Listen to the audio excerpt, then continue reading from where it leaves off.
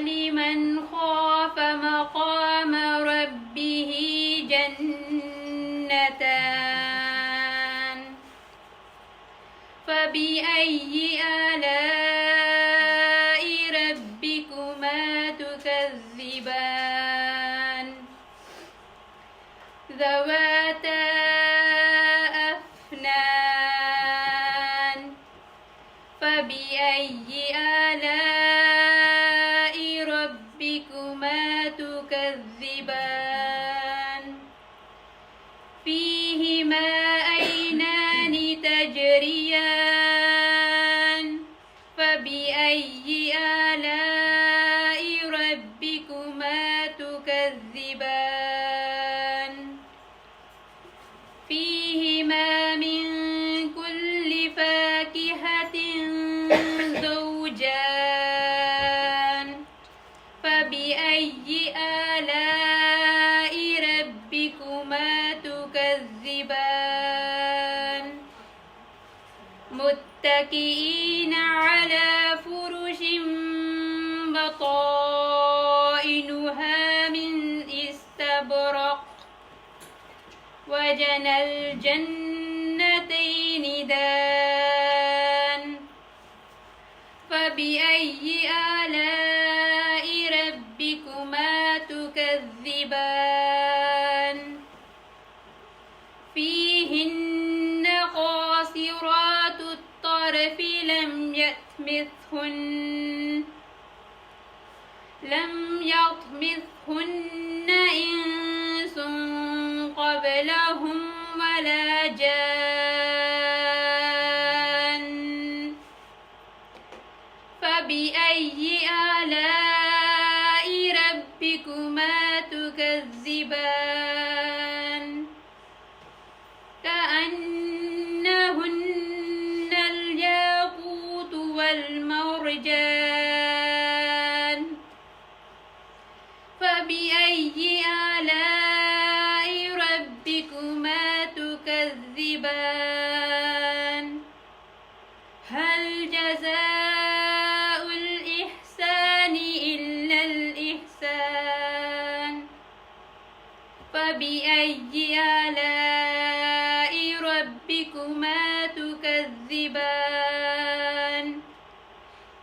ومن دونهما جنتان فبأي آلاء ربكما تكذبان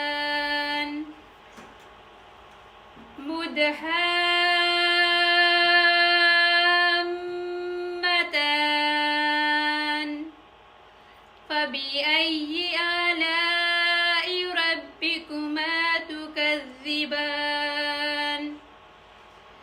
فيهما عينان نضاختان فبأي آلاء ربكما تكذبان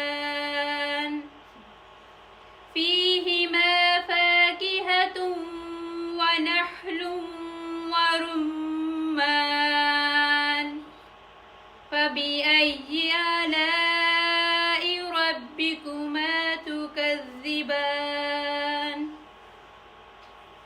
فيهن خيرة حسان فبأي آلاء ربكما تكذبان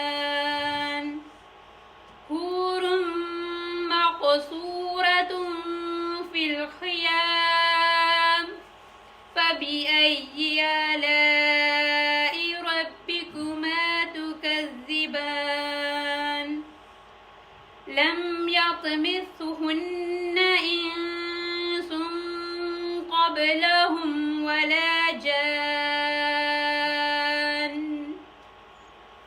فبأي آلاء ربكما تكذبان متكئين على رفرف خضر وعبقري حسان فبأي آلاء ربكما تكذبان تبارك اسم ربك ذي الجلال والإكرام صدق اللہ العظیم۔ اس کا ترجمہ ہے کہ اس کے برعکس اس شخص کے لیے جو ڈرتا رہا اپنے رب کے حضور پیش ہونے سے دو جنتیں ہیں۔ سو اپنے رب کے کن کن انعامات کو جھٹلاؤ گے تم اے جن و انس بھرپور ہری بھری ڈالیوں والی؟ سو اپنے رب کی کن کن نعمتوں کو جھٹلاؤ گے تم اے جن و انس؟ ان دونوں جنتوں میں دو چشمے رواں ہیں، سو اپنے رب کی کن کن نعمتوں کو جھٹلاؤ گے تم اے جن و انس؟ ہیں دونوں جنتوں میں ہر قسم کے لذیذ پھلوں کی دو قسمیں، سو اپنے رب کی کن کن نعمتوں کو جھٹلاؤ گے تم اے جن و انس؟ بیٹھے ہوں گے تکیے لگا کر ایسی فرشوں پر جن کے استر دبیز ریشم کے ہوں گے اور پھل دونوں جنتوں کے جھکے پڑ رہے ہوں گے، سو اپنے رب کی کن کن نعمتوں کو جھٹلاؤ گے تم اے جن و انس؟ ہوں گی نعمتوں کے درمیان شرمیلی نگاہوں والی کہ نہ چھوا ہوگا انہیں کسی انسان نے ان سے پہلے اور نہ کسی جن نے، سو اپنے رب کی کن کن نعمتوں کو جھٹلاؤ گے تم اے جن و انس؟ خوبصورت ایسی کہ گویا وہ یاقوت و مرجان ہیں، سو اپنے رب کی کن کن نعمتوں کو جھٹلاؤ گے تم اے جن و انس؟ نہیں ہے اعلیٰ درجے کی نیکی کا بدلہ مگر اعلیٰ درجے کی جزا، سو اپنے رب کی کن کن نعمتوں کو جھٹلاؤ گے تم اے جن و انس؟ اور ان دو جنتوں کے علاوہ دو جنتیں اور ہیں، سو اپنے رب کی کن کن نعمتوں کو جھٹلاؤ گے تم اے جن و انس؟ غنی سرسبز و شاداب جنتے، سو اپنے رب کی کن کن نعمتوں کو جھٹلاؤ گے تم اے جن و انس؟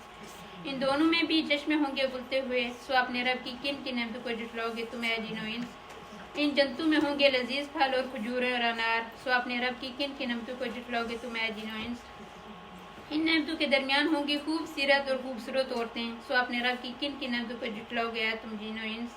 پورے ٹھہرائی ہوئی خیموں میں، سو اپنے رب کی کن کن نعمتوں کو جھٹلاؤ گے تم اے جن و انس؟ نہیں چھوا ہوگا انہیں کسی انسان نے نہ ان سے پہلے کسی جن نے، سو اپنے رب کی کن کن نعمتوں کو جھٹلاؤ گے تم اے جن و انس؟ تکیہ لگائے بیٹھے ہوں گے سبز قالینوں پر جو نادر و خوبصورت ہوں گے، سو اپنے رب کی کن کن نعمتوں کو جھٹلاؤ گے تم اے جن و انس؟ بہت برکت والا ہے نام تیرے رب کا جو عظمت اور انعام والا ہے۔ عمل سے زندگی بنتی ہے جنت بھی جہنم بھی، عمل سے زندگی بنتی ہے جنت بھی جہنم بھی، یہ خاکی اپنی فطرت میں نہ نوری ہے نہ ناری ہے۔ ان اللہ ملائکۃ یصلون علی النبی یا ایھا الذین آمنوا صلوا علیہ وسلموا تسلیما۔ سارے درود پاک پڑھ لیں۔